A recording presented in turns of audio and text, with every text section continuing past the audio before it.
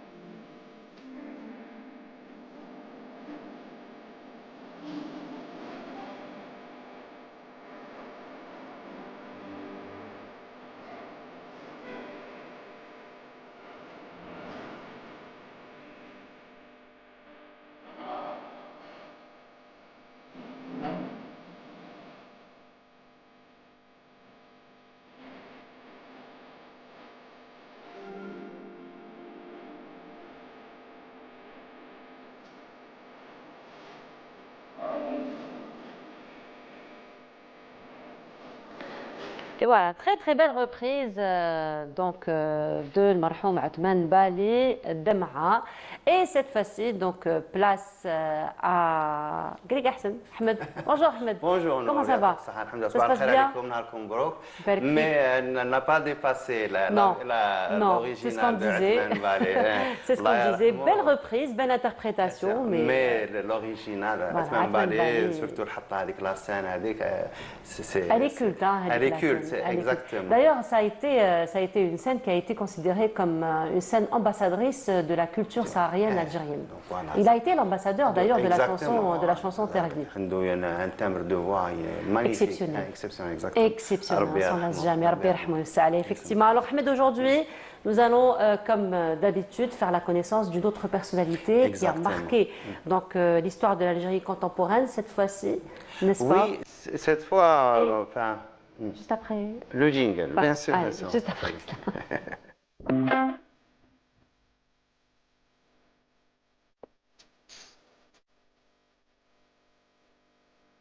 Et cette fois-ci, ce sera le Hadj Mohamed Ben Ramadan Chaouch. Exactement.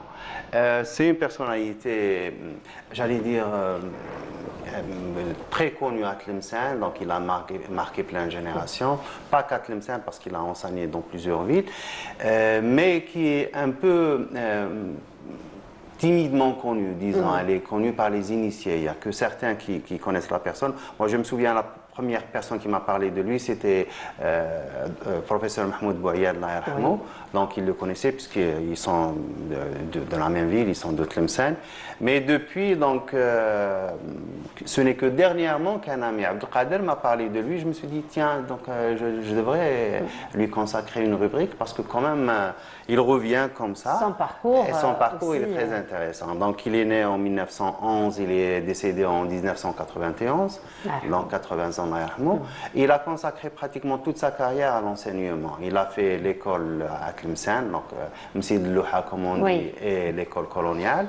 Et puis, donc, quand il a eu son certificat, il a fait la Médersa. Premièrement la Médersa de Tlemcen, puis la classe supérieure à la Médersa d'Alger. Donc à Alger, donc, il est arrivé en 32, je crois, il a terminé en 35, en 34, pardon. Donc, est-ce qu'il a étudié chez Cheikh Abdelhalim Ben Smaya? Je ne suis pas sûr. Je crois qu'il a étudié chez les élèves de la grande équipe qui encadrait l'école, la Médersa Ta'alibia. Donc, il a dû étudier chez Hamdan Hamoud, chez Ahmed Ben Zikri et leur génération. Donc, il a terminé.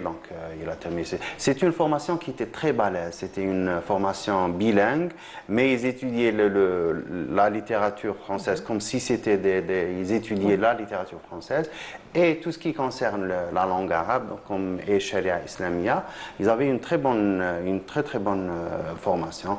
C'est là où avaient étudié bien sûr Ahmed Abstanji, Cheikh Tahar, donc après la réforme bien sûr, mais quand même donc ils avaient pratiquement le même programme.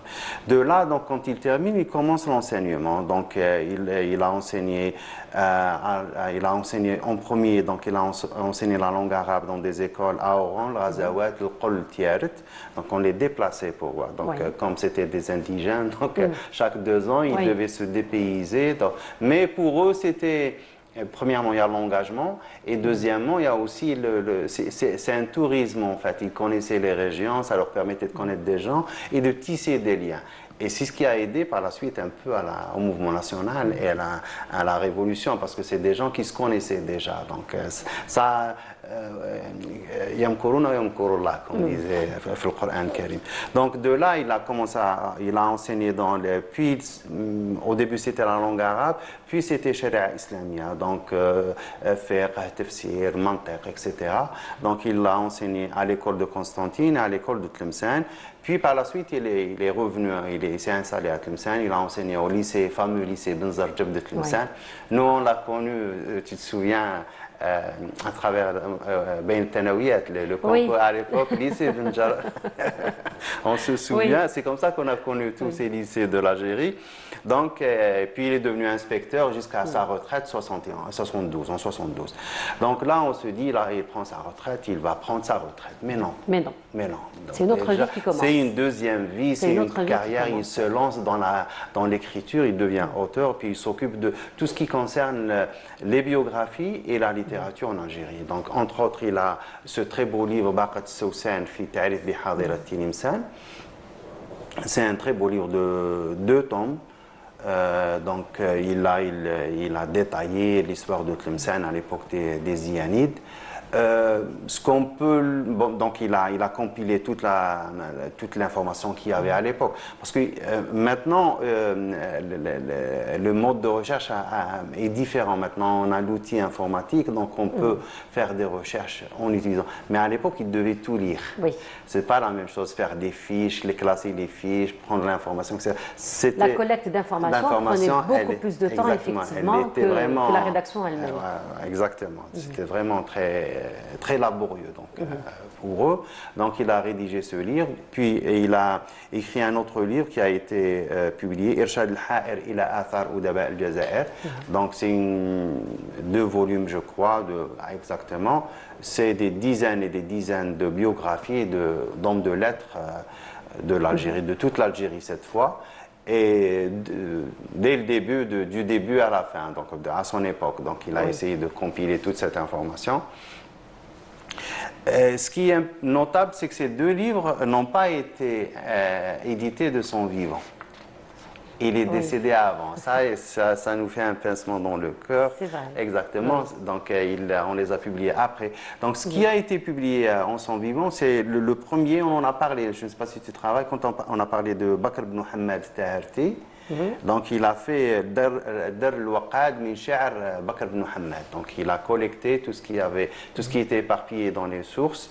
Donc, il en a fait un petit livre. Donc, c'est ce qu'il a publié en premier. Déjà, quand il était très jeune. Dar al-Waqad, je crois qu'il a édité pendant les années 40, 50 qu'il a publié. Et puis, on a d'autres livres qui n'ont pas été édités jusqu'à présent, donc publiés. Donc, il a collecté les proverbes, donc ça c'est la langue commune. Il a fait une collection de dictons qui sont attribués à Sidi Ahmed Ben Youssef de Meliana. Donc, il a un certain nombre de dictons, il en a fait une collection. Et puis, il a fait un Mu'jam Awasim al-Gharb al-Islami al-Baqiya al-Darissa. Donc, c'est une sorte de dictionnaire des villes de l'Afrique du Nord. Donc, les vieilles villes et les villes qui sont encore vivantes. Et il a d'autres livres sûrement qu'il a laissés ce qui est bien dans son style, quand on lui... J'ai ces 2 livres, alhamdoulilah. Il a un style vraiment accessible, donc ça se voit, on note le côté... L'enseignant. Exactement. Le pédagogue. Exactement, l'aspect pédagogique. Donc il y est, c'est une rédaction, donc il n'y a pas trop d'embellissement, donc c'est très simple, c'est un style accessible, mais bien sûr correct. Donc ça reste vraiment, c'est pas...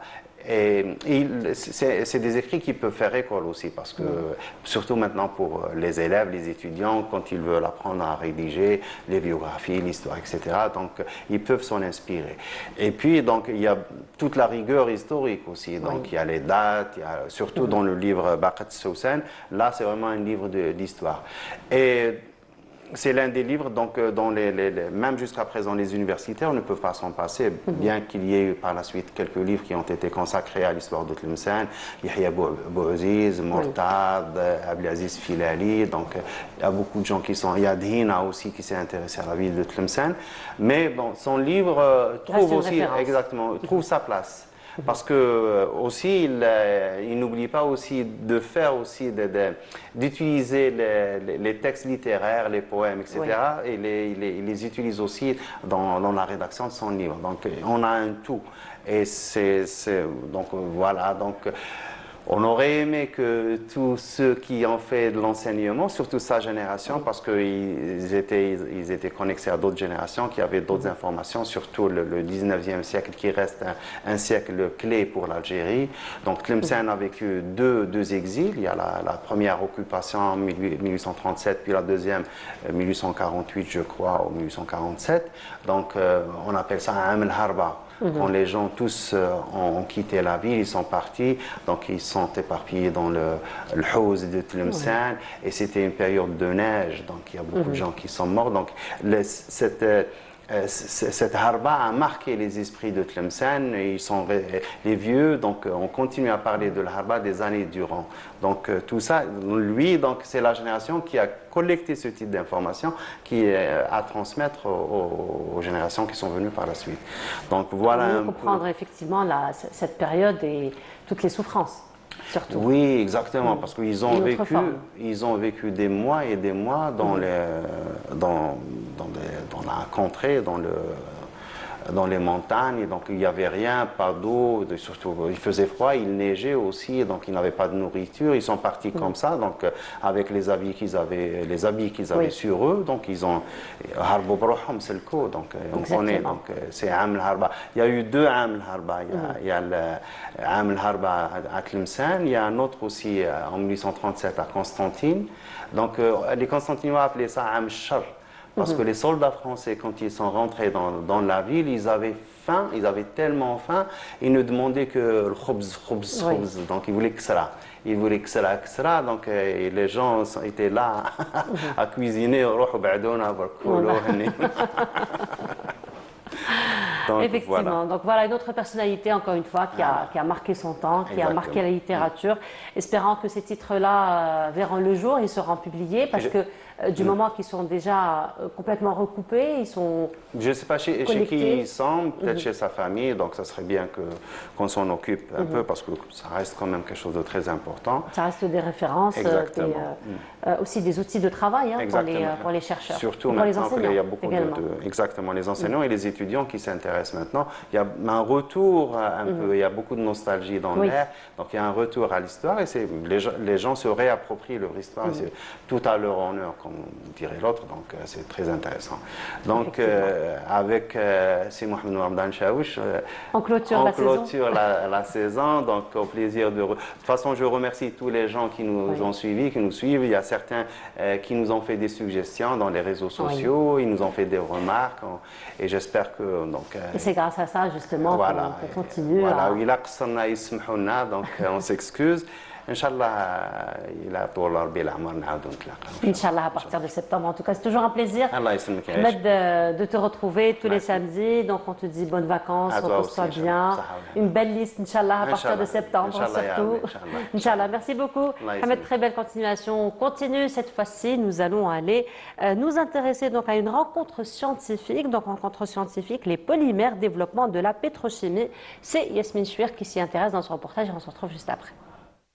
Pouvoir et valoriser les nouvelles technologies issues de la recherche nationale, c'est l'objectif du premier symposium national sur les matériaux polymères innovants. Ce symposium va permettre tout d'abord d'évaluer un peu la recherche qui se déroule dans les laboratoires nationaux. Donc les retombées seront intéressantes pour nos doctorants d'une part. Et bien sûr, peut-être qu'à partir de ce symposium, il y aura de nouvelles idées qui vont naître et de nouvelles collaborations. Déjà présentes dans notre quotidien, les polymères évoluent aujourd'hui vers des matériaux plus performants, plus durables et plus respectueux de l'environnement. Nous sommes producteurs de pétrole, producteurs de gaz.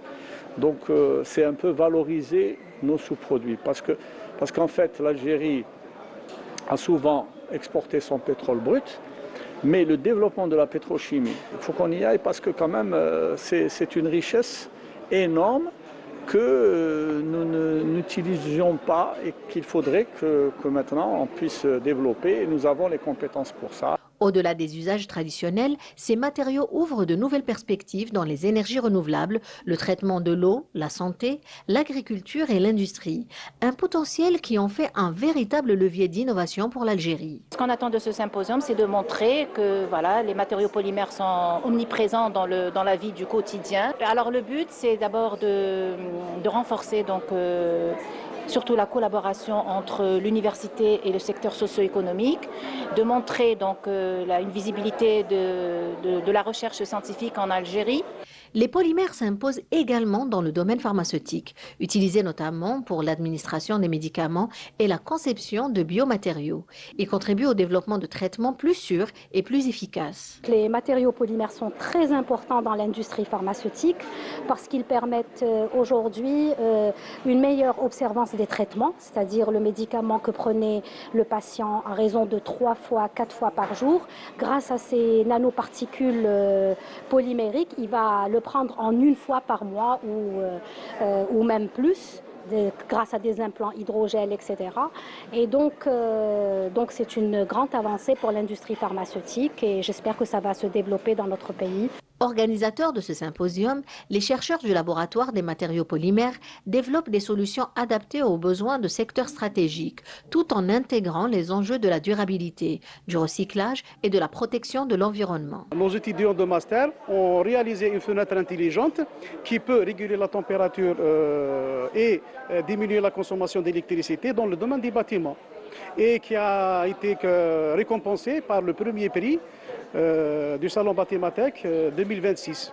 Un nanobiomatériau à base des produits de la biomasse, donc récupération des déchets naturels. C'est un retardateur de flamme. À travers ce congrès, donc on essaye quand même de valoriser ce qu'on a fait et voir avec les partenaires socio-économiques ici présents, Inch'Allah, dans le futur, on va essayer de tisser des relations qui nous permettent d'exploiter ce qu'on a synthétisé, ce qu'on a développé jusqu'à présent. À travers cette première édition, le symposium ambitionne de rapprocher la recherche universitaire et les acteurs économiques afin d'accélérer le transfert des innovations vers des applications concrètes au service du développement scientifique et industriel de l'Algérie.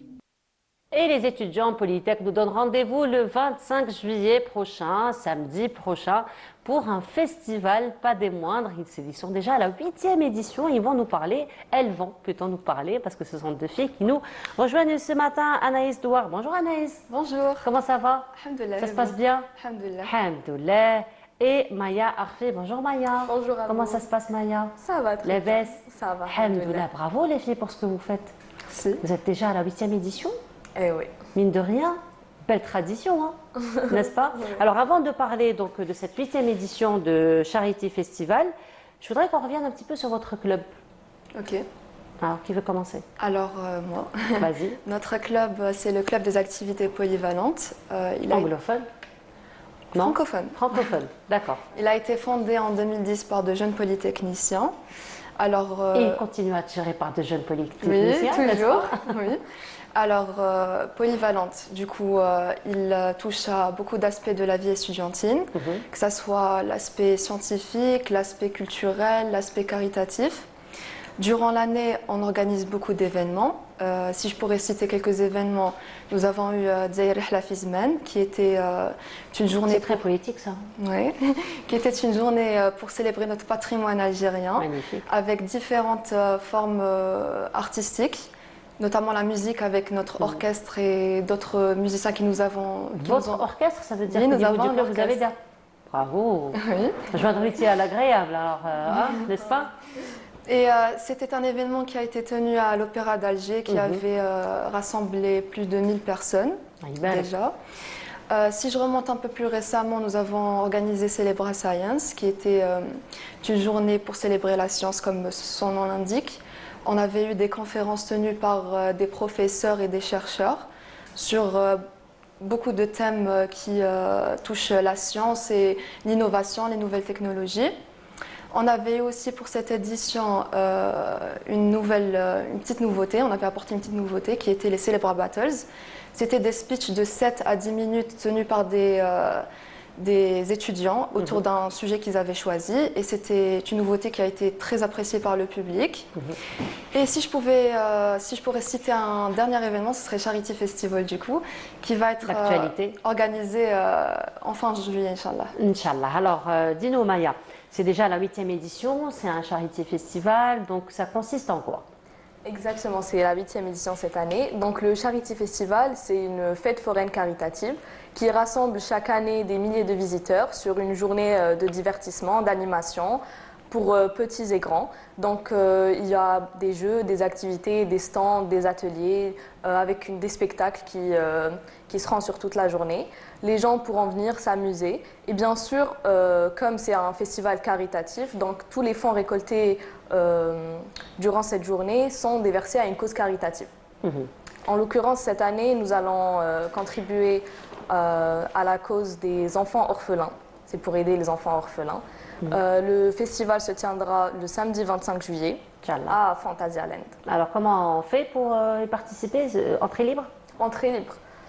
Il y aura des tickets d'entrée à payer, à prix symbolique, bien sûr, à l'entrée, mais pas de préinscription ou quoi. D'accord. Vous faites comment pour collecter tous ces fonds? Quel est le principe pour que les gens comprennent comment on doit procéder? Alors, le principe est simple. Tous les tickets d'entrée que les gens vont payer, la consommation, que ce soit en nourriture ou ce qu'ils achèteront comme souvenir. Donc, il y aura des artisans sur place, d'accord. Nous invitons beaucoup de petits business, justement, pour les encourager ces petits business à exposer leurs œuvres. Et aussi, ça profitera à notre cause caritative. Donc, tous les fonds récoltés, franchement, seront déversés à cette cause. Nous sommes en collaboration avec des associations caritatives, bien sûr. C'était ma question prochaine. Exactement. Donc cette année, nous sommes en collaboration avec l'association Café Liatim. D'accord. Ah oui, qui fait un travail colossal sur terrain. Exactement. C'est une association historique quand même. Elle existe depuis quelques années. Elle fait un très très beau travail sur terrain. C'est votre première participation à ce genre de festival? Non. Pour moi, personnellement, c'est la deuxième, et je pense que pour Maya aussi. Oui. Deuxième aussi, Maya? Deuxième édition aussi. Alors, on retient quoi déjà de la première édition? C'est un événement qui marque les esprits. C'est pour ça que je l'ai choisi cette année aussi, parce qu'il faut savoir que durant l'année, on a le choix des événements que l'on organise. Et tellement qu'il m'avait marqué, je l'ai choisi cette année aussi. C'est un travail colossal, je vous l'accorde. C'est une équipe qui travaille pendant un mois d'arrache-pied pour que tout soit parfait, que l'organisation ne trouve aucune faille. Donc voilà, c'est un merveilleux événement. Et pour toi, Maya, qu'est-ce qu'on retient de l'année dernière? Franchement, une édition magnifique. J'ai adoré travailler aux côtés de mes collègues capistes. C'est vrai que l'organisation demande beaucoup de travail. Comme elle a dit, pendant plus d'un mois, nous sommes tous à travailler sur l'événement. Mais franchement, le résultat en vaut la peine, surtout qu'on sait que tout ça, c'est pour une bonne cause, pour une cause caritative justement. Donc nos efforts en valent la peine. Et pour cette année, quelles sont vos attentes? Donc c'est samedi prochain. Pas samedi prochain, samedi, oui. Dans 15 jours. Ah bah oui, nous sommes le 11 aujourd'hui. Voilà. Oui, nous sommes le 11, effectivement. Alors, vos attentes pour la prochaine édition, la 8e? Alors, on s'attend toujours à avoir plus de visiteurs, plus de visibilité. Et bien sûr, nous, on essaie toujours de s'améliorer d'édition en édition, meilleure organisation, de meilleurs jeux, meilleurs spectacles. Alors, pour cette année, on a beaucoup d'attentes et beaucoup d'objectifs qu'on veut atteindre. Oui. Alors, pour cette année, il y a une petite nouveauté aussi. C'est un événement qu'on a fait à thème. C'est le thème qu'on a choisi, c'est Cowboy. D'accord. C'est un thème qui parle aux petits et aux grands. Toutes nos animations, nos jeux et nos activités seront autour de ce thème. Et donc, on doit s'habiller en fonction? Oui. D'accord. Donc, même les spectacles, on essaiera de faire le maximum pour que ça soit dans le thème. Nous avons aussi prévu beaucoup d'invités pour nous animer l'événement beaucoup plus. Donc voilà. Quel type de spectacle vous allez proposer pour cette année? Alors, nous ne pouvons pas spoiler, on va dire, les spectacles. Les grandes lignes. Je peux vous citer, par exemple, les spectacles qui ont déjà été faits. Et on doit deviner le prochain. Exactement. Il faut rester à jour parce que nous postons... Maya, franchement, il est à peine 9h du matin, tu nous demandes déjà à faire des efforts intellectuels comme ça. Des efforts, c'est pas un grand effort. Tout sera posté sur notre page À Instagram. 8h30 du matin, un samedi, bah si, hein, Je vous l'accorde, je vous l'accorde. En fait, toutes les informations seront postées sur notre page Instagram. Franchement, toutes les informations sur les réseaux sociaux, tu veux pas nous le dire aujourd'hui? Parce que nous n'avons toujours pas posté, justement. Allez, tu nous parles de l'édition précédente et on va essayer celle de... Alors, l'édition précédente, par exemple, les spectacles, nous avons eu bien sûr l'Orchestre du Cap, qui sera aussi présent cette année, ça je peux vous l'accorder. Il y a eu aussi le groupe Bara Tugs qui a fait un grand succès dans le festival précédent. Saison des enfants, c'est ça? Non, Bara Tugs, c'était un groupe d'animateurs, musique, jeux, mais pour les enfants beaucoup plus. D'accord. D'accord. Nous avons eu aussi Habla Band, qui est un groupe de musique. Oui. On avait un violoniste aussi, un clown, un magicien et d'autres groupes de musique. Je ne pourrais pas vous sortir tous les noms, tellement on avait eu plein de groupes. Mais en général, on a beaucoup de groupes de musique qui viennent se produire sur scène durant l'événement. Très bien. Et donc ça commence à quelle heure le matin? À quelle heure on doit être là? Vers 10h. Vers 10h jusqu'à 22h. Ah, voilà, je me dis, tous ces groupes-là, ils ont le temps tous de se produire finalement, oui. C'est hein, sur de toute 8h à une journée, 22h. bien sûr. Pardon? C'est sur toute une journée. Oui, de 8h à 22h, oui, on comprend. Donc des activités aussi à côté, des ateliers à côté, par exemple? Alors, pour l'édition précédente oui, pour aussi, bien sûr. C'est bon, on a compris le principe. Nous avons eu par exemple des ateliers de confection de bougies, des ateliers de poterie. Il y a eu aussi, pour l'édition précédente, nous avions invité une crèche qui a fait des petits ateliers de cuisine pour enfants. Ce qui était super intéressant pour les petits enfants et tout, qui ont décoré leurs petits pancakes et leurs gâteaux. Ça va, les artistes en herbe culinaires. Exactement. Et vous l'avez fait? Non. Non? Vous n'avez pas profité de l'occasion? On était Alors, on était organisateur. Vous étiez plus dans l'organisation. Oui, vous étiez dans le backstage, beaucoup plus. Exactement. Voilà. En tout cas, les filles, ça a été un plaisir de vous recevoir ce matin. Beaucoup. On vous souhaite très belle réussite dans tout ce que vous allez entreprendre. Vous m'avez fait savoir que vous passez en 3e année pour votre spécialité. Exactement. Inch'Allah, beaucoup de réussite. Merci beaucoup. C'est bien mérité. Merci. N'est-ce pas, déjà pour vos études, pour votre vie professionnelle et pour votre vie estudiantine, hein, elle est exceptionnelle, n'est-ce pas?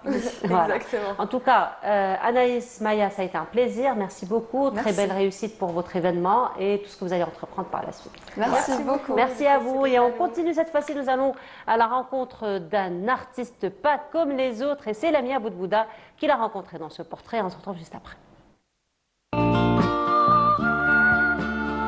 Dans une autre vie, Beljouhar Mohamed a été pharmacien et depuis sa retraite, il s'est tourné vers un tout autre domaine, le recyclage ou la récupération intelligente, qui consiste à produire des œuvres neuves à partir de matières ou objets récupérés.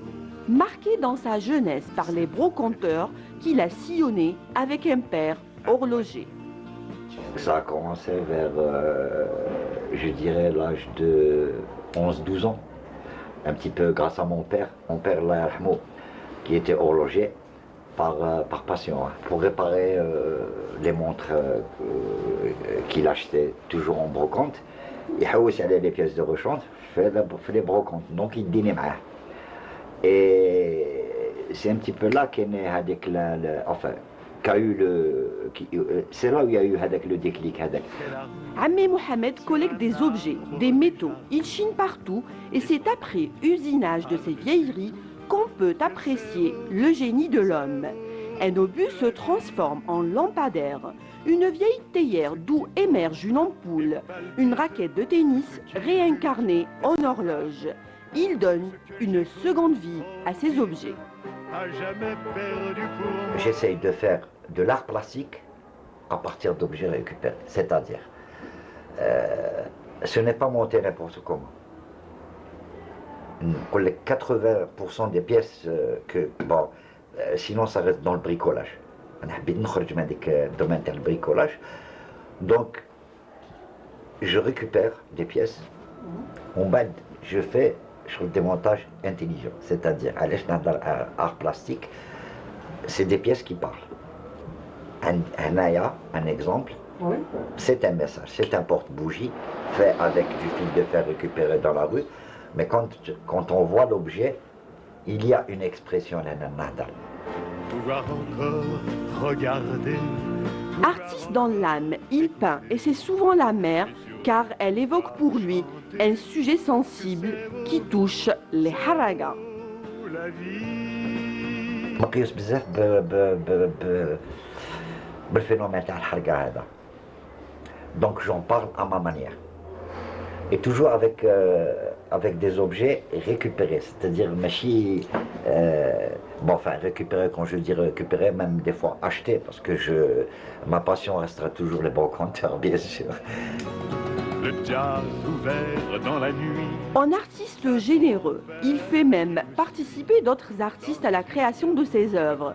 Il réalise des figures poétiques et singulières d'une grande expressivité. Il faut dire que c'est en pièce unique.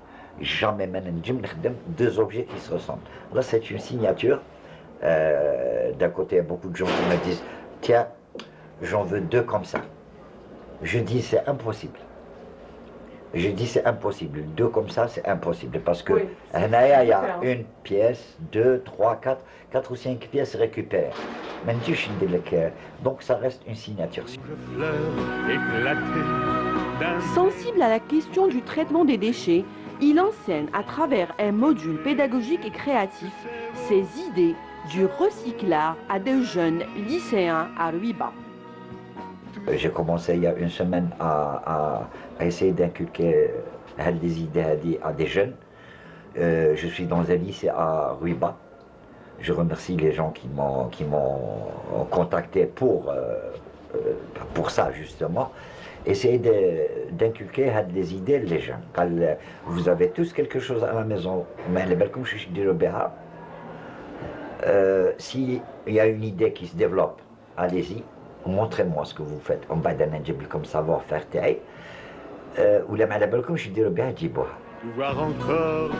Son art surpasse les paradoxes pour donner un nouveau sens aux objets qu'il rassemble. En tout cas, ses idées sont dans l'air du temps pour sauver notre planète. Voilà, c'est donc un portrait dressé par Lamia Boudbouda. Et cette fois-ci, nous allons nous intéresser à Algérie, symphonie d'un patrimoine universel. Une série de 17 épisodes qui nous fait découvrir ou redécouvrir notre patrimoine, réalisé par notre ami et collègue Hamid Rebouh. Bonjour Hamid. Bonjour. Je ne suis pas trompée aujourd'hui. C'est un plaisir de partager. Je ne suis pas trompée aujourd'hui. Merci de prononcer correctement mon nom. Il n'y a pas de problème. Ça va. Alhamdoulilah. Félicitations. Oui. Déjà. Oui.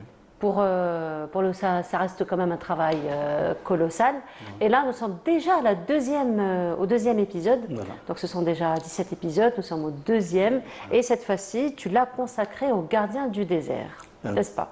Bien sûr, nous avons essayé de décrire la région de Tamanrasset, non pas par une vision d'un jeune qui vient du Nord, mais on a laissé les gens de Tamanrasset parler d'eux-mêmes. C'est-à-dire, le jeune du Nord, il ne fait que transmettre. J'étais un simple trait d'union entre les Touaregs et les Algériens.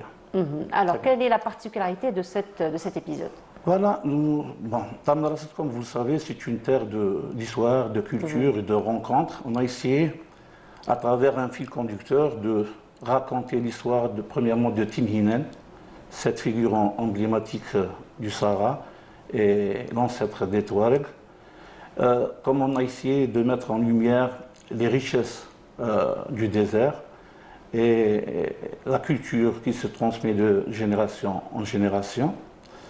On a aussi mis en évidence non pas le passé, mais l'avenir de la région à travers les richesses du sous-sol de la région et à travers les méga-projets qui vont venir, par notamment le train. Voilà.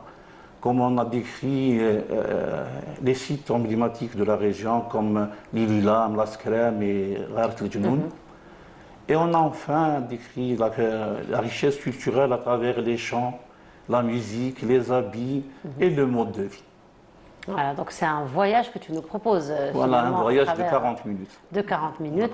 Et à chaque fois, tu nous laisses sur notre faim. Bien sûr. C'est jamais assez. C'est jamais assez. C'est jamais assez. Voilà. Qu'est-ce qui te marque le plus, qu'est-ce qui te retient le plus dans ce voyage? Tout est beau, tout est magnifique, mais il y a toujours une chose, probablement, quelque chose qui nous retient le plus. Moi, c'est pour la première fois que je visite cette région, c'est à travers ce qui m'a marqué, c'est le vouloir des Touaregs de montrer leur culture pour les Algériens. Oui. Ils ont envie qu'on sache, qu'on vive leur mode de vie. Et c'est un mode de vie formidable. Oui. Bon, j'ai partagé avec eux 2 semaines. C'était vraiment dépaysement total, Hamid. Oui. N'est-ce pas? Oui. Et ça va, quand tu es revenu, c'est une très belle région. Tu as pu te réadapter finalement avec le mode de vie du Nord. Eh bien, bon, on n'a pas le choix, n'est-ce pas? Et voilà, donc vous savez, il y a une particularité à Tamanrasset. C'est une ville dans laquelle j'ai rencontré plusieurs nations, c'est-à-dire on trouve des Maliens, on trouve des Sénégalais, on trouve plusieurs nationalités. Plusieurs nationalités. Et c'est une ville cosmopolite. Et c'est plein de cultures, c'est plein d'images, c'est plein de couleurs. Et c'est vaste.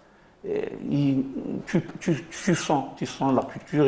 Et c'est une population qui respire la culture. Effectivement. Voilà. Alors on va voir tout ça en images, puisque nous avons on ne va pas diffuser les 40 minutes, bien sûr, mais nous avons un extrait qu'on vous laisse découvrir, on se retrouve juste après.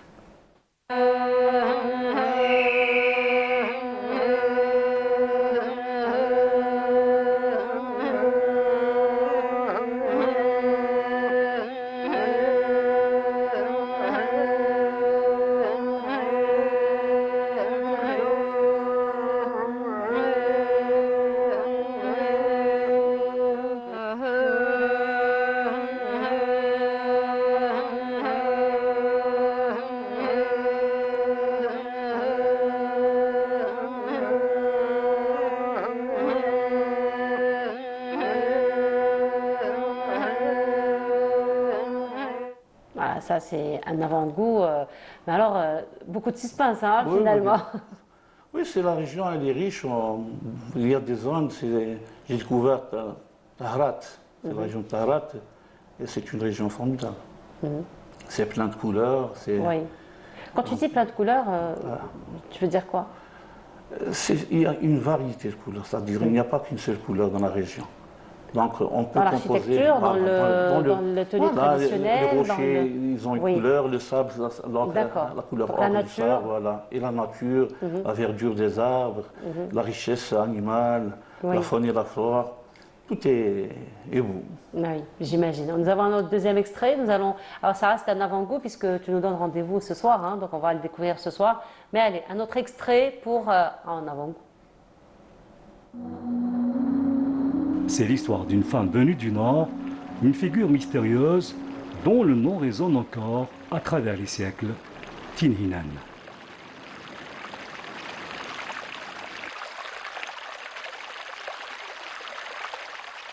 فهيدا منفوذة أيوه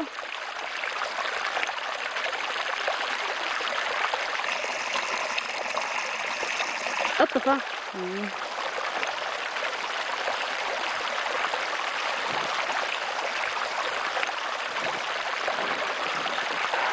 تمالوكا أوهاس النقا نديرو كلنا من سميضك أقا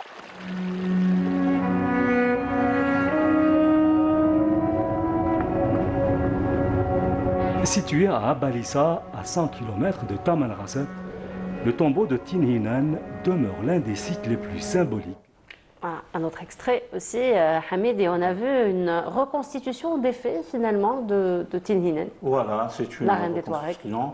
Et à travers, je remercie l'association qui a travaillé avec nous, l'association qui appartient à l'OPNA. Voilà. On a fait un travail associatif. Le travail associatif au niveau de cette ville est vraiment formidable. Et c'est 2 femmes qui ont accepté de jouer le rôle de Tinhinan et sa servante. C'est Nounou qui joue le Tindine. Oui. Et l'autre, c'est Mesrouda, voilà, qui est un groupe artistique. Voilà. Beaucoup de richesse. Beaucoup de richesse. Voilà, surtout les rencontres humaines que tu as faites, j'imagine, elles sont. Voilà, moi j'ai trouvé les habitants d'Anasson, ils veulent transmettre leur savoir-faire pour tous les Algériens. Et c'est une destination privilégiée pour les Algériens. Oui, pour les Algériens et pour le monde entier. Hein, bien sûr, bien on a sûr. vu depuis, c'est une région qui a de tout temps drainé les touristes depuis de longues années. Oui, bien sûr. Mais premièrement, on parle d'Algériens pour qu'ils visitent leur pays. Et puis, c'est une région touristique, là, on est d'accord. Ah oui, on est d'accord là-dessus. Effectivement, donc rendez-vous ce soir? Ce soir à 21h, oui. À 21h, voilà. Donc un voyage qui va durer 40 minutes. 40 minutes, oui. Voilà, 40 minutes à Tamanrasset. Alors ça, c'est pour le deuxième épisode. Pour le troisième? Le troisième, on va parler des tombeaux royaux. D'accord. Vous savez, ici, il y a le tombeau de Tinhinan qui date de 4 siècles après Jésus-Christ. Mais en Algérie, on trouve les tombeaux royaux, il y a un déphasage horaire entre le premier tombeau et le 5e tombeau. Il y a une différence de 10 siècles. Donc il y a une différence de 10 siècles. Le premier tombeau se trouve à Betna, Imdrassen, je crois. Il date de 4 siècles avant Jésus-Christ. Le dernier, c'est Tinhinan, c'est 4 siècles après Jésus-Christ. Donc un déphasage de 10 siècles. Alors, nous allons avoir un autre extrait. Et cette fois-ci, c'est un hommage que tu vas rendre à une moudjahida qui nous a quittés. Voilà, Alors nous allons voir l'extrait. Il n'y a pas de problème. Juste après.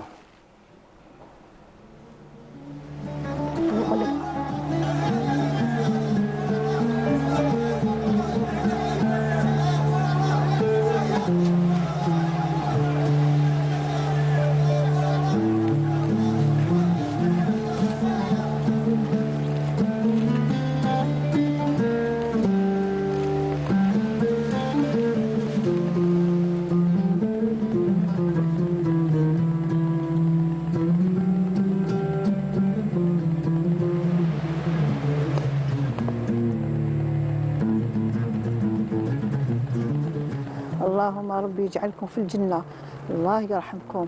ووفيناها وجبناها ورانا عايشين تحت الأعلام، وإن شاء الله نوصلكم للجنة ولا ربي يقبل.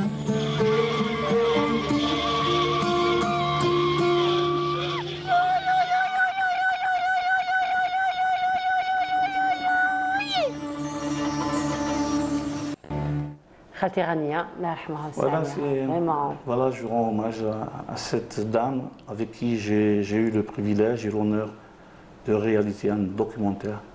Vous savez, malgré sa maladie, elle a accepté avec joie de travailler avec nous. Et elle était toute contente de partager son histoire. Oui. Donc il y a une chose qui m'a marqué, on était en plein Casbah, elle était très malade, fatiguée. Quand on était obligé d'apporter une chaise et on l'a portée. C'était comme une jeune mariée en plein Casbah. Et elle a rougi. Oui. Et cette scène m'a marqué. Elle est restée gravée dans ma mémoire. Et je tiens à travers aujourd'hui à remercier le voisinage, ses voisins, parce qu'une fois sorti avec le drapeau, ses voisins l'ont accompagné avec des hurons. Alors je remercie les gens de Pointe-Pescale. Ouais. On voit l'émotion, hein, Hamid. Allah yarhamha wa sa'aliha. En tout Allah yarham tous les moudjahidines, Allah yarham shuhada. Allah yarham shuhada. وربي يطول في عمر اللي بقاو لنا ان شاء الله. En tout cas, merci beaucoup Hamid. On se retrouve donc ce soir à 21h pour découvrir le documentaire Les Gardiens du désert, donc deuxième épisode de toute une série Algérie Symphonie d'un patrimoine universel. Merci encore Hamid. Toujours. Et on continue cette fois-ci, nous allons vous proposer cette petite balade à travers ces images et on se retrouve juste après.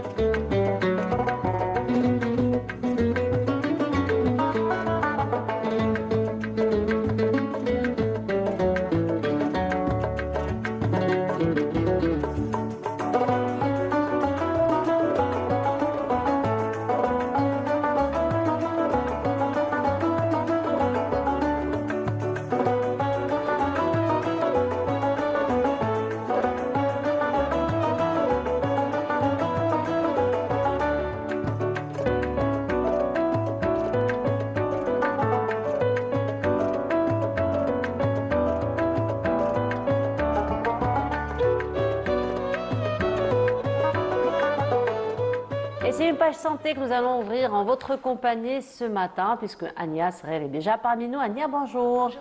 Comment ça va, Ania? Ça va, ça se passe bien? Ça va, c'est l'été. C'est l'été, voilà, c'est l'été. Et il faut faire un peu plus attention en été parce qu'on a tendance à se laisser aller, n'est-ce pas? C'est vrai. Et justement, aujourd'hui, tu vas nous parler de prévention et comment prévenir les maladies cardiovasculaires. Exactement. Et ce sera juste après ça.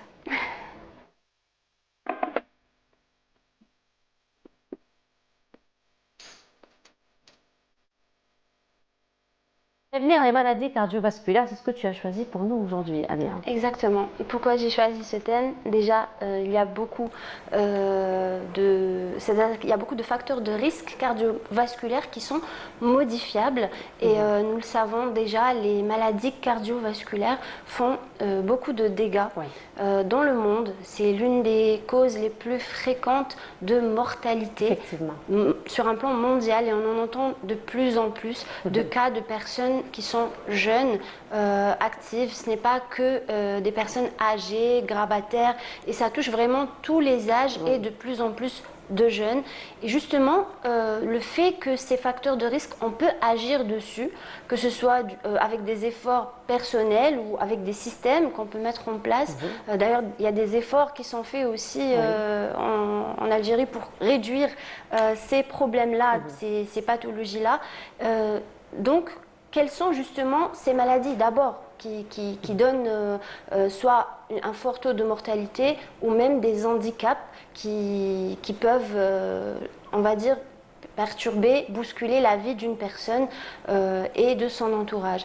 Déjà, il y a l'hypertension artérielle, il y a évidemment tout ce qui est infarctus du myocarde, mais il y a aussi les AVC avec leurs séquelles, souvent des hémiplégies, donc des paralysies de la moitié du corps, des aphasies, des pertes de mémoire et parfois aussi qui se compliquent de mort si c'est à un degré plus élevé. Voilà, plus élevé. Donc ça dépend du type d'AVC aussi.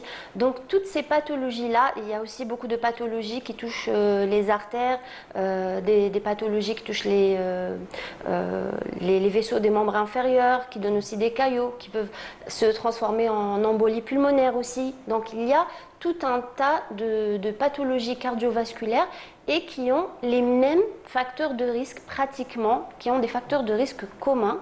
Il y a les facteurs de risque qu'on ne peut pas modifier, tels que l'âge. On le sait bien, plus on avance dans l'âge, plus on a un risque de développer une pathologie cardiovasculaire.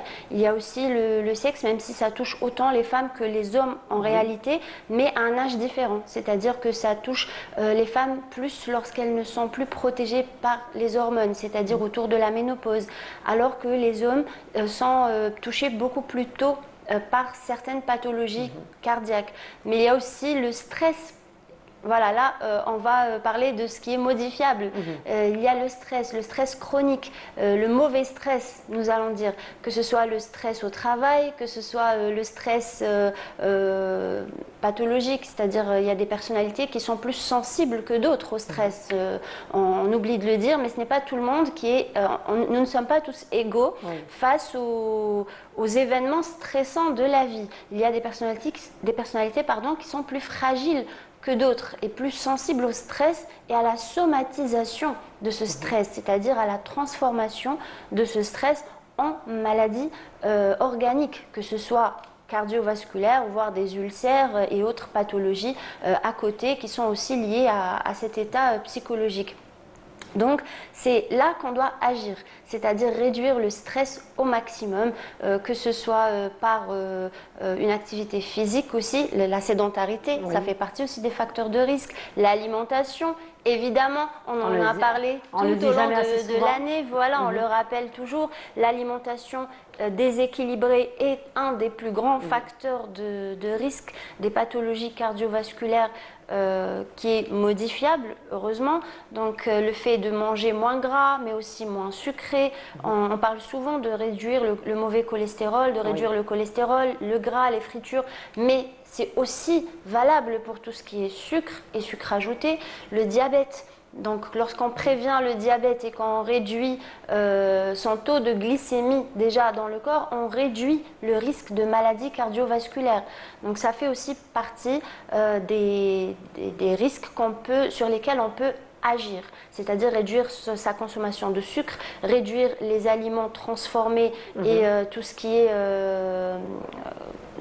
on va dire, industriel, mais en excès, rééquilibrer, ajouter plus tout ce qui est régime méditerranéen, tout ce qui est alimentation, on va dire alimentation vivante, entre autres, fruits, légumes, évidemment, plus de poissons que de viande rouge. La saison estivale, c'est très riche en Donc fruits. les sardines, il y en a partout, les fruits, il y en a partout. Donc oui, c'est vrai que l'été, on a tendance à faire des excès, parce qu'il y a des glaces, il y a des petites gourmandises, des fêtes souvent, mais il y a aussi tout pour essayer de faire des rééquilibrages alimentaires et on va dire, de réaxer un peu son alimentation vers le régime méditerranéen, de faire une activité physique. La sédentarité fait beaucoup de dégâts dans ce sens. Les personnes qui sont obèses, en surpoids, ou pire encore, qui ne bougent pas, qui ont par exemple une activité de bureau et qui ne font pas assez d'exercice physique, ont tendance à faire plus de pathologies cardiovasculaires, à développer une des pathologies cardiovasculaires plus facilement que d'autres. Et donc là aussi, on doit agir. Essayer de réduire le stress aussi, notamment au travail. On voit qu'il y a des efforts qui sont faits dans ce sens sur plusieurs domaines. C'est la médecine du travail, ça relève plus de ça, car que ce soit le burn-out, que ce soit des horaires qui sont surchargés, tout ça, il faut agir sur ce point-là. La parentalité aussi, que le travail soit compatible avec une vie de famille, car avec le temps, c'est-à-dire que les sociétés sont en train d'adapter les rythmes de travail, on va dire, avec tout ce qui est parentalité et pas seulement maternité, même si la maternité c'est encore mieux, voilà. Mais c'est tout ça qui va donner des effets. C'est tout ça, c'est mettre en place ces éléments-là. Ces petites modifications, on va dire, un confort au travail, un meilleur confort, travail avec de meilleures conditions, c'est toutes ces petites choses qui vont faire qu'il y aura moins de stress, plus de productivité, moins de pathologies. Ça va, on va dire que ça va arranger tout le monde, y compris les assurances. Oui, voilà, donc surtout. c'est vraiment bénéfique pour tous de gérer, de mettre en place tout ce qui est système d'amélioration de l'état de l'humeur de la personne et de son niveau de stress notamment. Donc agir sur plusieurs volets. C'est magnifique. C'est idyllique. Si on arrive, voilà, effectivement. Mais ça peut se faire. Ça peut se faire, effectivement, ça peut se faire, mais il faut encore beaucoup de travail dans ce sens, instaurer carrément une culture. Carrément une culture, même dans du bien-être au travail. Notamment. Voilà, même au niveau des entreprises, c'est carrément installer une culture par rapport à ce que tu dis. Mais en attendant, là, c'est un petit peu la période estivale, c'est la période des congés, c'est la période des repos. Qu'est-ce qu'il faut faire aujourd'hui, justement, pour redresser un petit peu la barre? On sort quand même de saisons sociales, j'ai envie de dire, professionnelles, parfois comme ça surchargées, stressantes, et c'est les vacances qui vont faire cette coupure. Et après les vacances, on va reprendre le même rythme sans pour autant profiter du recul. Alors aujourd'hui, vu que ça va être les vacances, comment on va faire pour profiter, pour faire une bonne rentrée sociale par la suite et donc pouvoir gérer un petit peu tout son état d'âme? Justement, si vous vous rappelez, nous on en avait déjà parlé en janvier. Je vous avais dit que l'année pour moi ne commençait pas forcément en janvier. Les nouvelles résolutions, voilà, mais c'est vraiment à la rentrée ou même au printemps, mais c'est donc la période d'été. C'est-à-dire entre le printemps et la rentrée scolaire, c'est là que les résolutions se mettent en place. On en avait parlé sur ce plateau même. Eh bien, pour moi, c'est vraiment en été que ces choses-là se mettent en place, justement pendant les congés, car nous avons le temps de changer nos habitudes, de mettre en place de nouvelles habitudes, une nouvelle alimentation, de s'inscrire pour un sport, pas forcément en salle, plutôt un sport qui nous plaît, une activité physique qui Après, ce qui est intéressant aujourd'hui, on le voit sur la place d'Alger, je ne sais pas si ça se fait dans les autres wilayas, Mais on le voit à Alger, on n'a pas besoin de s'inscrire dans une salle de sport et avoir cette contrainte justement d'aller à des horaires particuliers. Mais il y a des groupes qui se forment un peu partout dans les places publiques et ils passent 2 heures, voire la matinée. Exactement. Sortir ensemble. le plus souvent, s'exposer le plus souvent au soleil. Nous avons la chance d'avoir un très très beau littoral et beaucoup de soleil. Donc profiter de ça, de s'exposer au soleil, d'être en contact avec la nature, car réellement, vous savez, même la médecine, plus on avance dans tout ce qui est nouvelles études, médecine de pointe, on arrive toujours à ce même point, la nature soigne. Donc le contact avec la nature, sortir, marcher, faire des activités en plein air, j'insiste, c'est encore mieux que les salles de sport. Vous avez soulevé un point qui est très important, le faire en plein air. Donc s'exposer au soleil, à la nature, essayer d'avoir...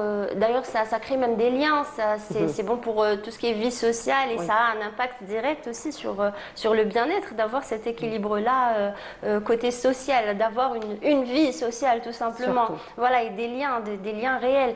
Donc agir sur tous ces plans pendant l'été, car c'est cette période-là que nous avons, qui est vraiment à nous, où on a des horaires qui sont, on n'a pas des horaires stricts ou quoi que ce soit, et mettre en place aussi, essayer de nouvelles recettes qui sont plus saines, découvrir que l'alimentation saine peut être goûteuse et gourmande, enlever ce cliché qu'on a que l'alimentation c'est saine, c'est que des légumes à la vapeur.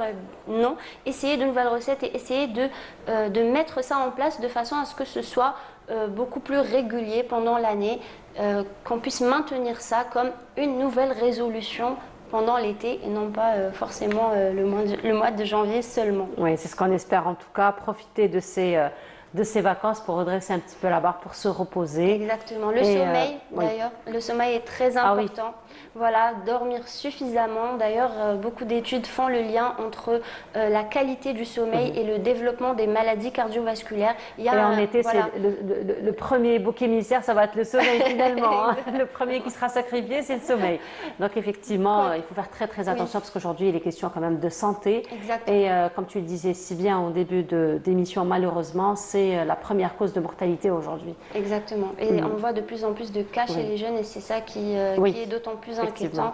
Et justement, c'est ce qui rend le bien-être, c'est ce qui fait du bien-être un sujet très sérieux et très scientifique. Ce n'est pas juste un terme, comment dire, ce n'est pas un caprice. Voilà, c'est vraiment très sérieux comme sujet d'agir sur son bien-être, d'essayer de rassembler le maximum, de mettre en place le maximum de systèmes, j'appelle ça comme ça, de systèmes, de routines qui font qu'on se sente mieux, ne serait-ce que mieux. Ce n'est pas le fait d'aller bien, c'est le fait d'aller mieux. Moi, j'adore appeler ça d'ailleurs le mieux-être, au lieu de l'appeler le bien-être, car le bien-être, c'est un peu trop parfait. Utopique aujourd'hui. Voilà, donc le mieux-être, c'est-à-dire savoir même gérer mieux les aléas de la vie, car il y a toujours des hauts et des bas, mais c'est plutôt le fait de se sentir mieux au quotidien et de mettre en place ce qu'il faut. Sport, alimentation, liens sociaux, meilleures conditions au travail, tout ça, point par point, ça va engendrer un résultat au final. C'est ce qu'on espère. En tout cas. Et merci réduire beaucoup. ces pathologies en tout cas, merci beaucoup Ania pour tous ces conseils. Tu sais, aujourd'hui, c'est le dernier week-end de Bonjour d'Algérie. On se retrouvera samedi, j'allais dire. Oui, samedi de septembre prochain. Oui, Inch'Allah. En tout cas, merci beaucoup Ania pour tous ces conseils tout au long de cette saison sociale. On te souhaite de très très belles vacances. Pareil, n'est-ce pas? bonnes vacances. Et un bon repos. Merci. Tu en as besoin toi aussi. Hein? Oui, comme tout le monde, évidemment. Comme tout le monde. J'ai hâte. Voilà, merci beaucoup Ania. Et on continue, on va se retrouver pour la dernière station de cette matinée. Mais avant cela, ce sera pause musicale avec un chanteur que nous allons recevoir d'ailleurs dans un petit moment en compagnie de Amina Zia. Il s'agit de Wahbako. On vous laisse apprécier sa chanson et on se retrouve juste après.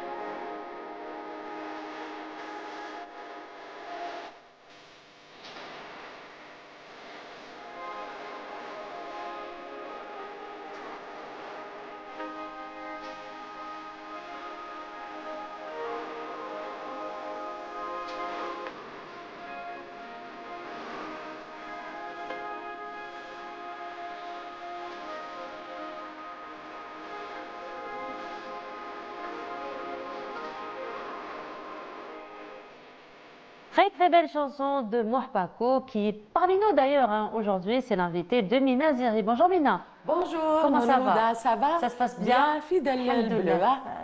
Je ne peux pas faire autrement. Ça va, merveille. Alors je dis bonjour à tout le monde, nos amis qui nous suivent en ce moment en Algérie. Et on est partout dans le monde. On est partout dans le monde. Donc je salue tout le monde et j'espère qu'on va passer un agréable moment. Certainement. Avec nos... Il n'est plus à présenter aujourd'hui. Oui, Ah, exactement. Bon, Alors, bonjour. Il n'est plus à présenter. Oui, bonjour, marhaba.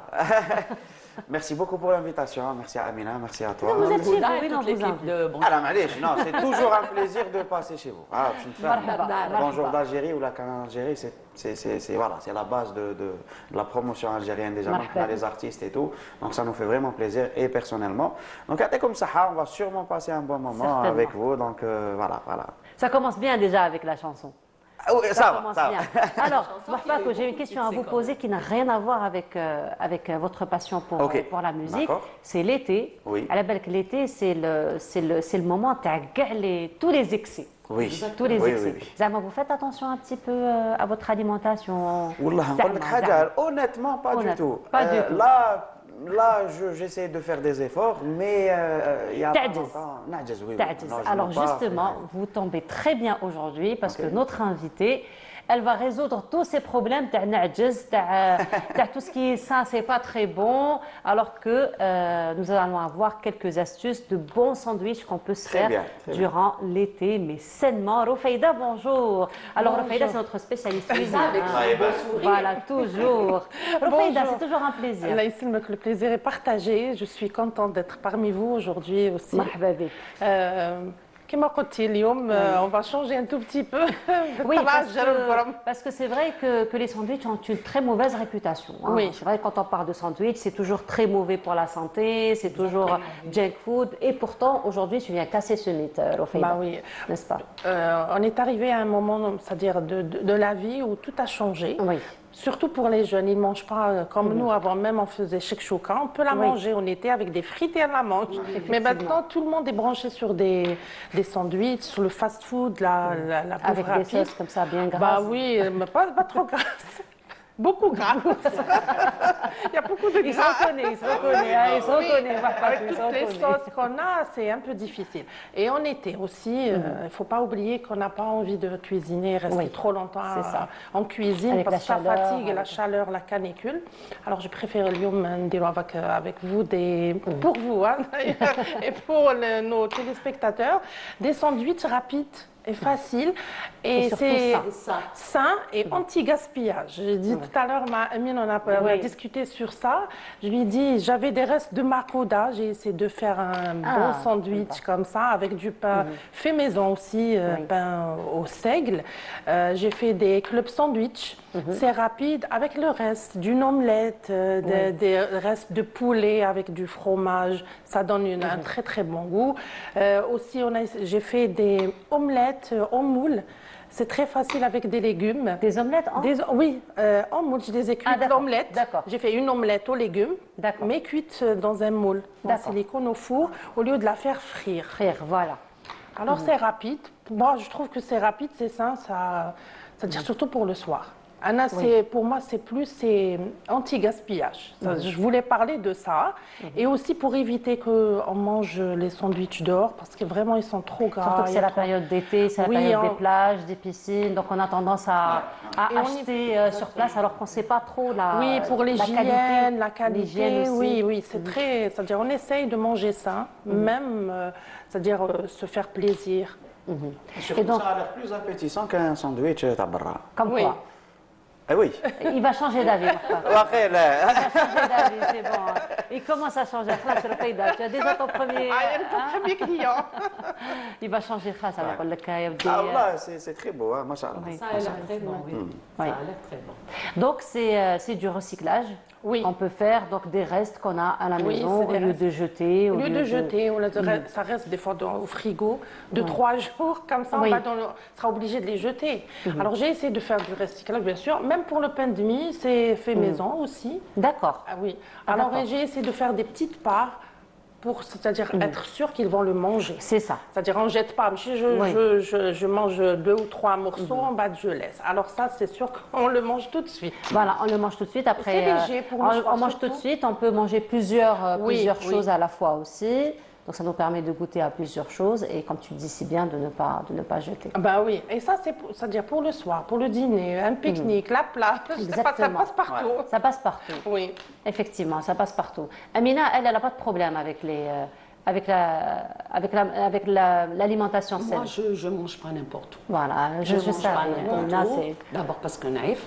Désolée pour l'expression. Et bon, c'est vrai que avec la canicule, avec cette chaleur, donc le premier réflexe, c'est le sandwich. Les sandwichs de la rue.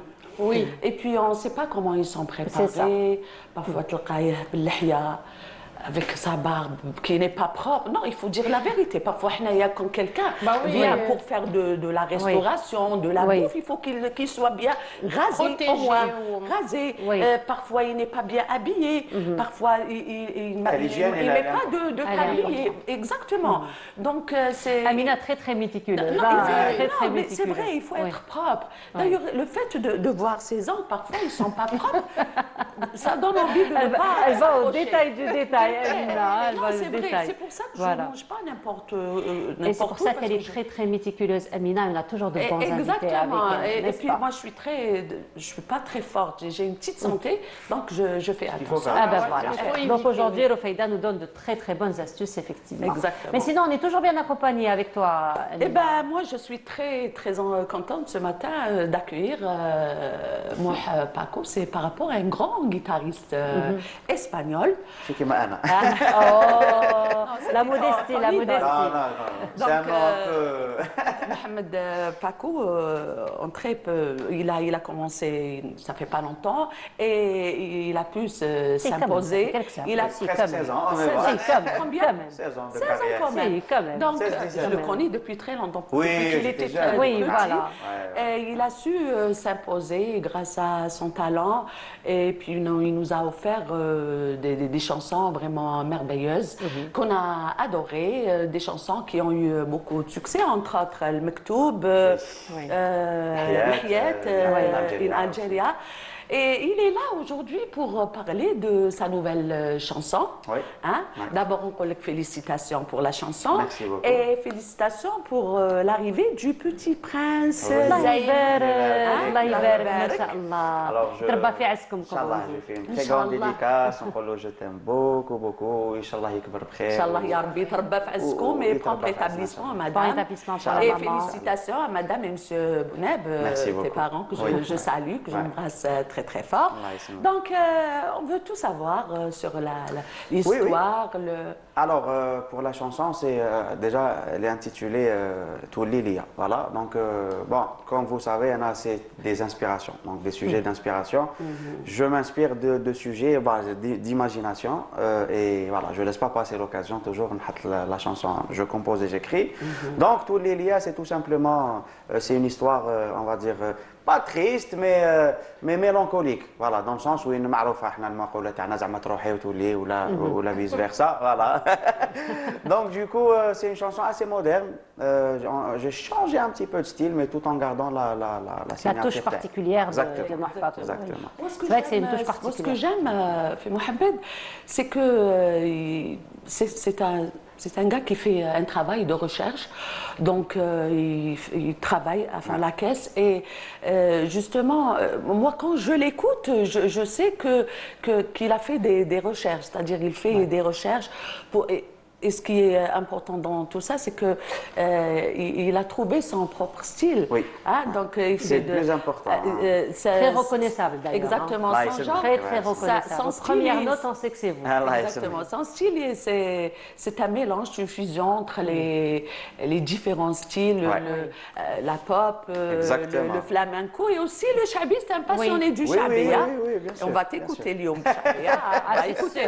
Il est même venu accompagner de oui. Alors, on parle de la nouvelle chanson. Alors, Amina, on parle de la nouvelle chanson. Ça vous dit d'aller découvrir un extrait, n'est-ce pas? Allez, on va découvrir un extrait, on se retrouve juste après.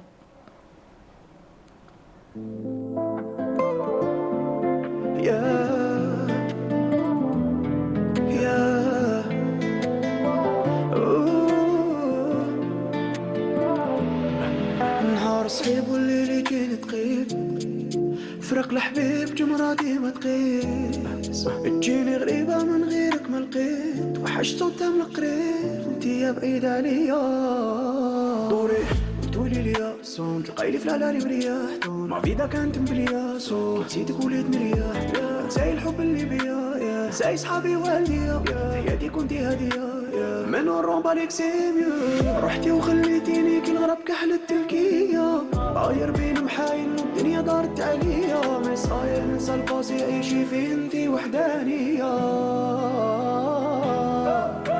ساكت وحامل العذاب نتفكر كي عايش العجاب حلمي نحكم بالاعدام ملوم اليامات العدام ربي وزير القدام فيني ذكرياتي القدام كمل وجامي ندم دنيا صغيرة والوقت يجوز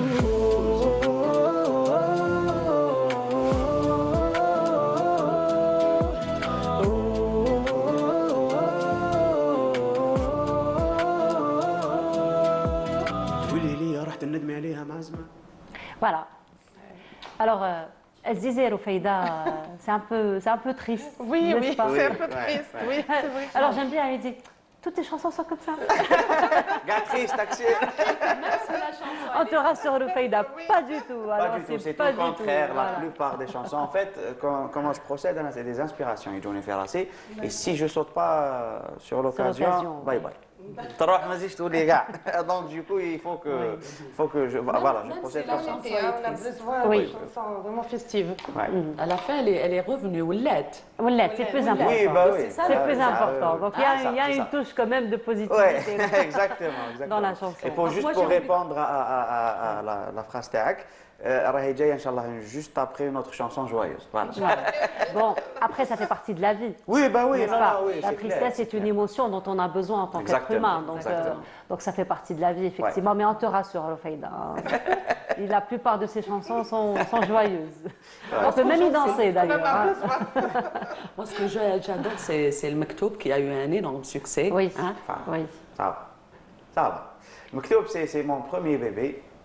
Mektoub, c'est أنا كنت نفكر المكتوب نتفكر اليامات. Alors j'ai été vraiment aidé par Yazid Aïd Hamadouche الله يرحمه.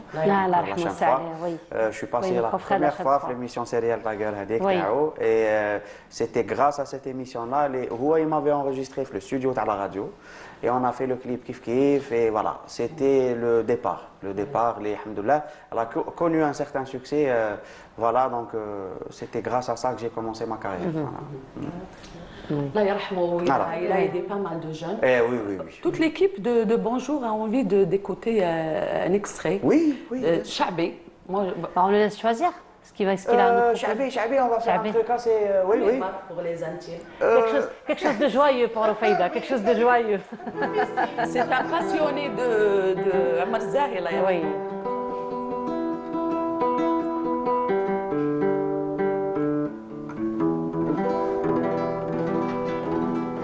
J'ai adoré une version.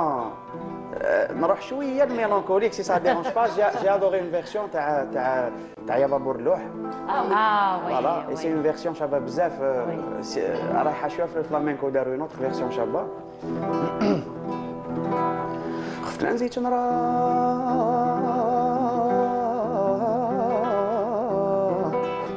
خفت ما نزيدش نرى وتروح صورته من بالي خاطري يتمنى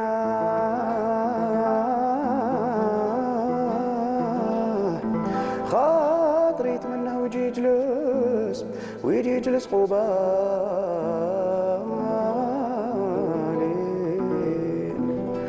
ويجي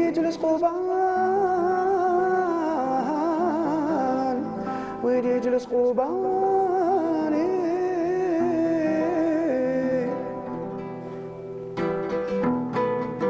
ويا بابور اللوح درت لي جمرة فوق الروح ويا بابور اللوح درت لي جمرة فوق الروح وقلبي مجروح ديت لي الغزالة لبعيد وقلبي مجروح ديت كي الغزالة البعيد ويا بابور النار حرمتي من كحلة الشفار ويا بابور النار حرمتي من كحلة الشفار ويا زين المسرار يا زين المسرار يا زين المسرار راهي ناري تشعل وتزيد ويا زين المسرار راهي ناري تشعل وتزيد.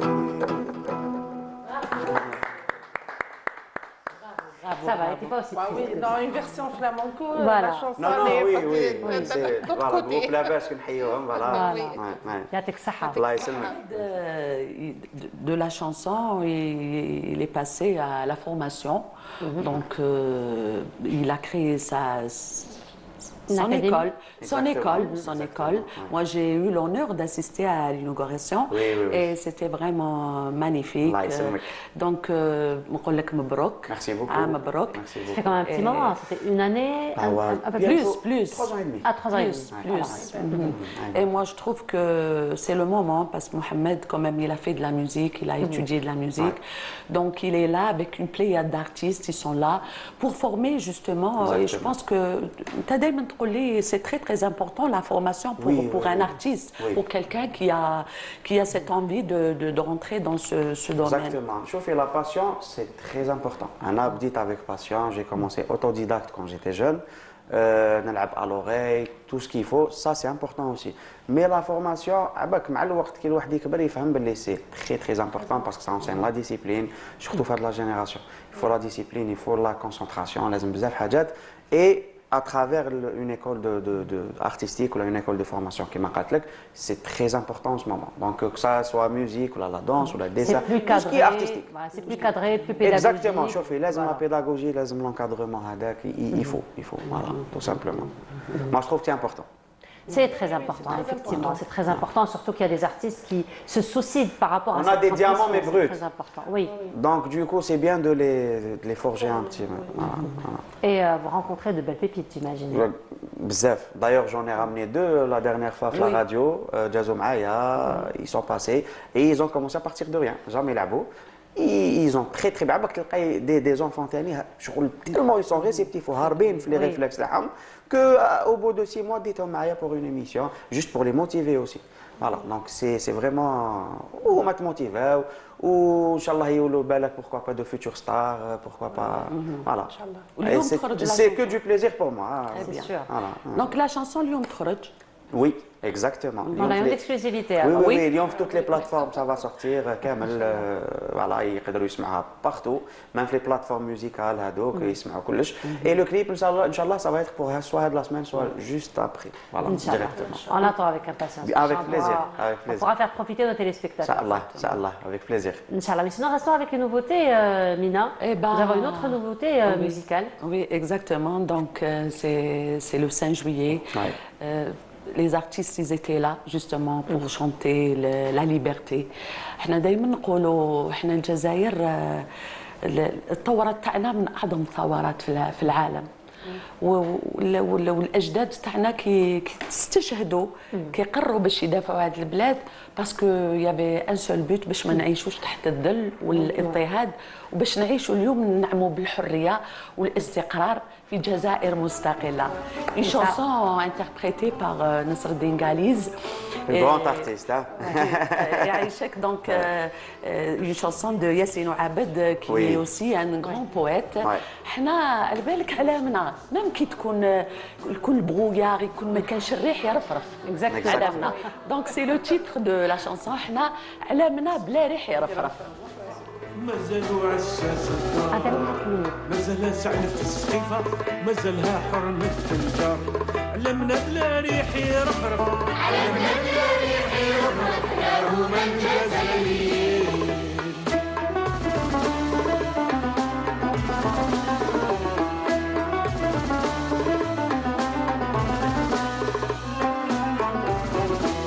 أنا يا بلادي راني عارف هما ما كانوش عارفين داشوا النهار علي ما توقف من عادتنا نموت واقفين من عادتنا نموت واقفين نموتوا على النفوس. Très très belle interprétation, encore une fois un grand hommage à l'Algérie, à notre emblème national. Effectivement, et voilà, donc nous arrivons à la fin de notre émission. Mina, c'est toujours un plaisir. En terminant de beauté, c'est le dernier week-end de la saison. Le Mektoub, une chanson qui a marqué son parcours. Effectivement, donc on fait à l'aise. نخليها في قلبها. مش كيفاش. Bien sûr. راهي ملي بدات المكتوب. En tout cas, merci beaucoup Amina, c'est toujours un plaisir. Rofeida, c'est toujours un plaisir. Merci beaucoup pour toutes ces astuces. Mohpako, c'est toujours un plaisir de vous confier parmi nous. Le plaisir est toujours partagé. Voilà, donc nous arrivons à la fin de notre émission. Merci beaucoup de nous avoir suivis. Merci de nous avoir été fidèles tout au long de cette saison. Comme je vous le disais, c'est le dernier week-end de cette saison. C'est avec grand plaisir qu'on vous retrouvera à partir.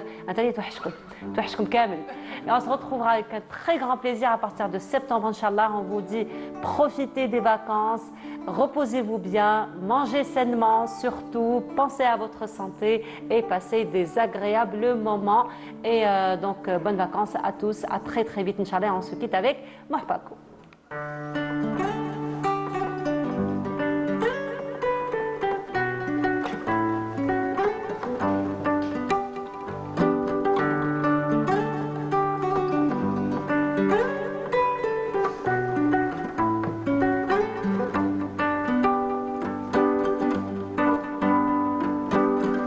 طلع نهار شمس معطاتو كم خيالو انا وخيالي وحنا ماشيين والخيال عماني عم عيون قلبي وحسيت بدرابو انا وصوتي وباش نداوي نهاري هذا هو المكتوب مكتوبي اللي حبيت وما راهو نصيبي تلف نهاري تلف أحلامي